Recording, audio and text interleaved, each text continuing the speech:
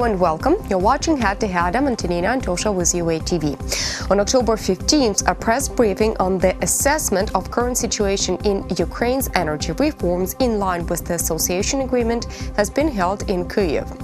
What further steps should be done by Ukraine to accelerate the pace of reforms in accordance with the EU requirements? To discuss this, we'll welcome to our studio today Oleksandra Gumeniuk. She's the director of European-Ukrainian Energy Agency. Hello and thank you for joining us. Hello, Antonina. Thank you for inviting me. You're always welcome. So I know that you were among the speakers at the press briefing, right, at this conference. And what I would like to ask is that could you please outline what are the association agreement requirements in the energy sector that Ukraine has already fulfilled by this time? Ukraine, since signing the association agreement with the European Union, has its timetable, schedule of work that reforms that should be implemented, and some of those reforms were a little bit delayed. Some of them were postponed, but some of them are under implementation still. From one side, I have to say that we see the hard work of all stakeholders which are involved in the energy reforms in Ukraine. From another side, we see that there are some stakeholders changes, different changes in the market, different trends in the market that postpone and delays those reforms.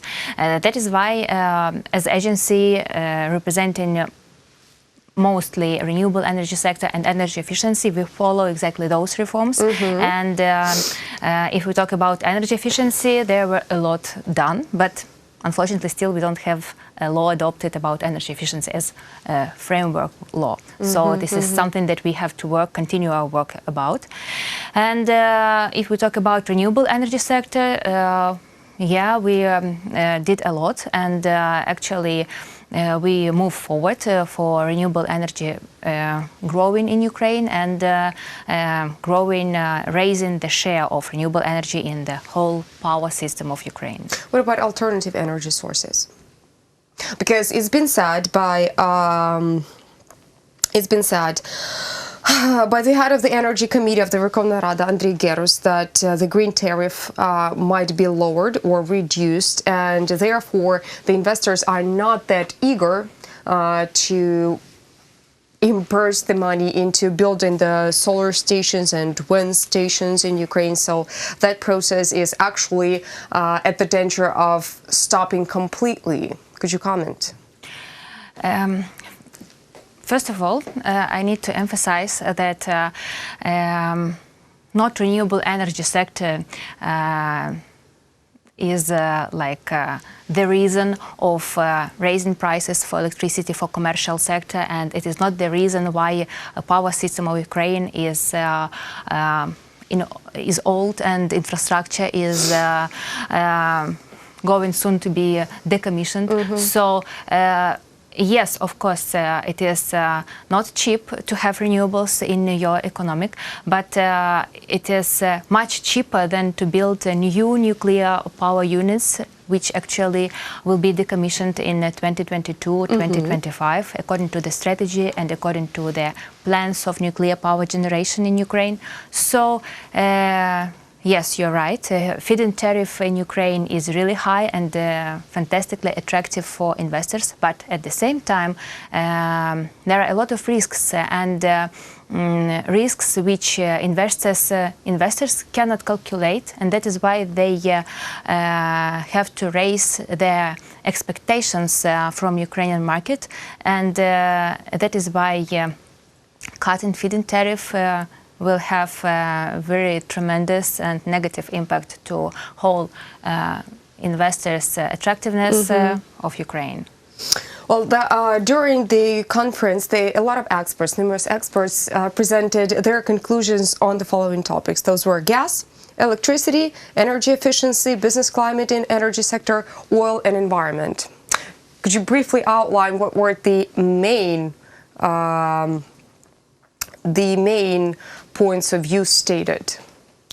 Yes, of course. Well, through all these energy sectors was one of the biggest messages that was announced by Prime Minister when he presented the government program for further years. And at the press briefing, all experts in different sectors, they discussed this message, a key message. This key message from Prime Minister in government program is reasonable prices for energy. But unfortunately, we cannot say that this is possible because gas market is open, electricity market is open. Of course, there are some limitations on the market, but still it is impossible to say we have an open market and we have reasonable prices.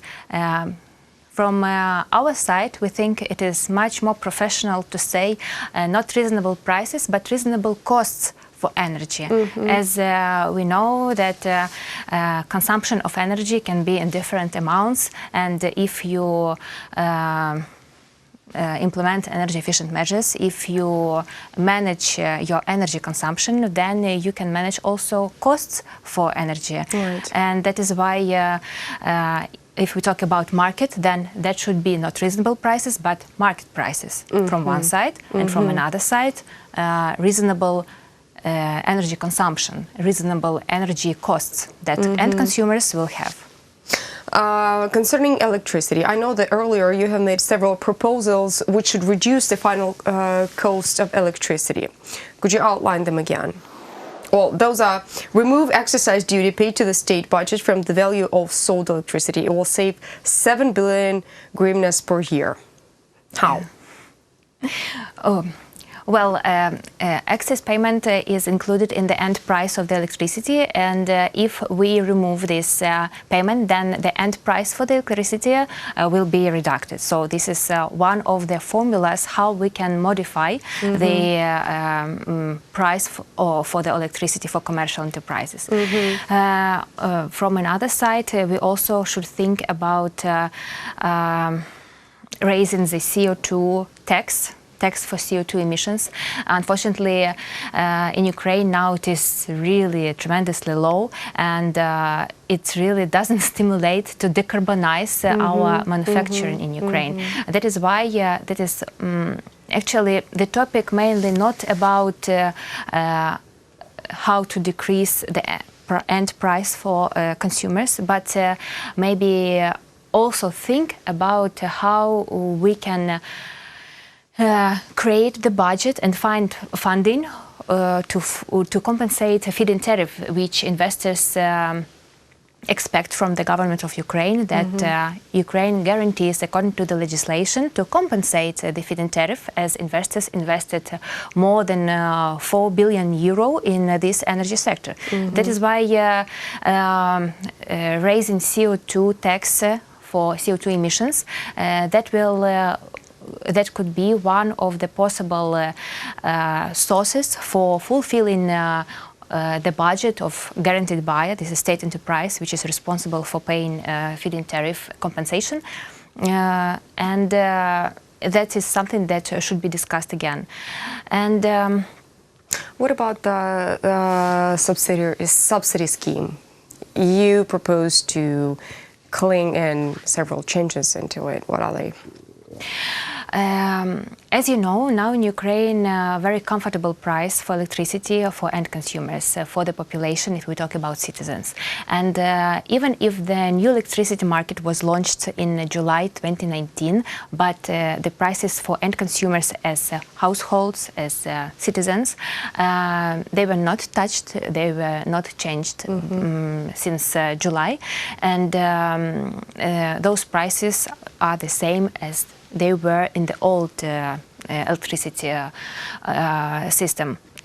market system.